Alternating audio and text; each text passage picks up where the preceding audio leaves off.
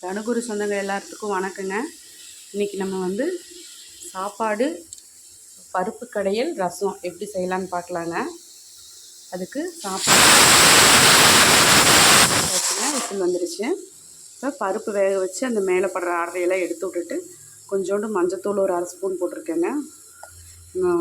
பூண்டு கருகாப்பிள் கொஞ்சம் நிறையாவே போட்டுக்கோங்க. போட்டு கொஞ்சம் விளக்கெண்ணெய் ஊற்றணுங்க.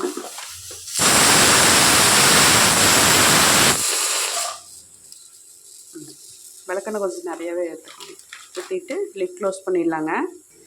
அதுக்கடையில் கொஞ்சோண்டு புளி, தக்காளி நிறைய இருக்கிறதுனால பருப்பு தக்காளி ரசிச்சா நல்லா இருக்குன்னு தக்காளி ஒரு 4-5 பழத்தை இப்படி கட் பண்ணி குட்டி குட்டியாக இருக்குது, அதனால் கட் பண்ணி போட்டு வச்சுருக்கேங்க. ஊறிட்டுருக்குது.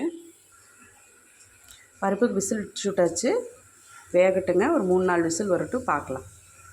பருப்பு விசில் அடங்குறதுக்குள்ளே நம்ம ரசத்துக்கு வேணுங்கிறத நுணுக்கி வச்சுக்கலாங்க.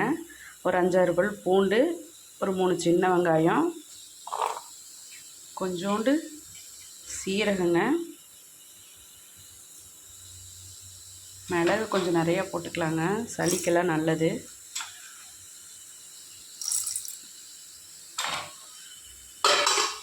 கருகாப்பில் கொழுந்தாக இருக்கிறதுனால இவ்வளோ கருகாப்பிலையும் போட்டுக்கலாங்க.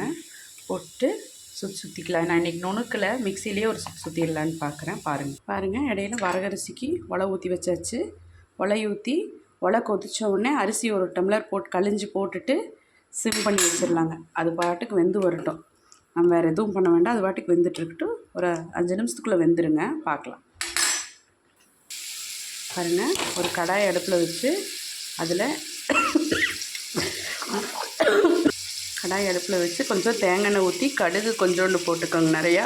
சீரகம் கொஞ்சம், குருமிளகு கொஞ்சோண்டு, பெருங்காயத்தூள் போட்டு நல்லா பொரிஞ்சதுக்கப்புறம் சின்ன வெங்காயம் ஒரு 5-6 சின்ன வெங்காயத்தை கட் பண்ணி வச்சுருக்கிறோம். சின்ன வெங்காயம் ஒரு 4-5 தக்காளி பழத்தை போட்டுக்கலாங்க. தக்காளி பழம் வந்து நம்ம புளி எதுவும் இதுக்கு சேர்த்தணும் இல்லைனால தக்காளி ஒரு 4 தக்காளியாக சேர்த்திக்கலாம். உப்பு போட்டுக்கலாம்.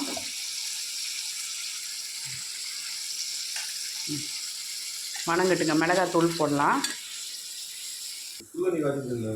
இது வந்து வரமிளகா தூள் வந்து ஒரு 1/2 ஸ்பூனுங்க. நம்ம வரமிளகா போடலை, அதனால் வரமிளகா தூள் 1/2 ஸ்பூனு, சாம்பார் பொடி ஒரு 2 ஸ்பூன் போட்டு நல்லா வணங்கட்டுங்க. குழஞ்சி வணங்கட்டும்.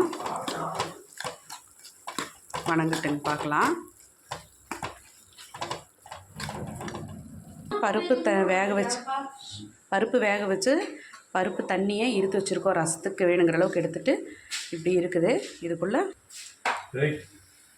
பாருங்கள், இந்த அளவுக்கு நல்லா குழைவாக வணங்கினதுக்கப்புறம் நம்ம இதை பருப்புக்குள்ளே மிக்ஸ் பண்ணி விட்டுறலாம். பாருங்கள், அதை தாளித்து வச்சுருந்தோம்ல, அதை இதில் ஊற்றியாச்சு. உப்பு பார்த்துட்டு உப்பு போட்டுக்கோங்க.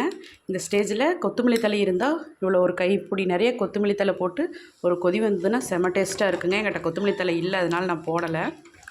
இது ஒரு லைட்டாக ஒரு கொதி வந்தோடனே வேறு பாத்திரத்துக்கு மாற்றி வச்சுக்கலாம். பருப்பு கடையல் ரெடி. இந்த மாதிரி பருப்பு கடைஞ்சிங்கன்னா பருப்பு ஒருத்தங்களுக்கு பிடிக்காது, அவங்களுக்கும் பிடிக்கும். இது நல்லா சுருக்குன்னு இருக்கும், நல்லா இருக்குங்க. வெறும் சாப்பாட்டுக்கு சாப்பிட்றதுக்கு நல்லாயிருக்கும். பாருங்கள், நம்ம பருப்பு தாளிச்சு விட்டோம்ல, அந்த கடாயே இருந்துச்சு. அதுலேயே கொஞ்சம் எண்ணெய் ஊற்றி கடுகு, பெருங்காயம், வரமிளகா, ஒரே ஒரு வரமிளகா போட்டால் போதும். குருமிளகு நம்ம நிறைய போட்டிருக்கோம். ரசத்துக்கு நுணுக்கி வச்சோமில்லைங்க, அதை போட்டுட்டு ஒரு கிளறி விட்டுட்டு